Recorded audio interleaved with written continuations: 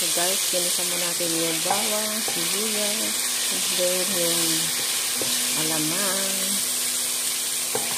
para mabango siya, and then buhos natin yung coconut milk. Kailangan pakuluin natin ng konti, saka natin tubigan. Lagyan na natin yung mga ingredients. Itong suso guys ay the whole night, one day kong binabad yan, and then blinance ko siya. So ito na yung ating kailangan pagmantikain lang siya ng konti yung coconut milk, saka natin lagay yung mga gulay. Ayan guys.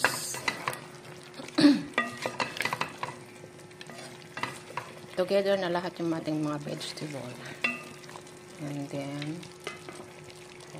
kailangan na juicy lang to, wag masyado maraming tubig. Sabawan lang natin ng konti. Saka na natin takpan at talas ay yung suso kasi madali lang siyang lutuin guys. Done cooking.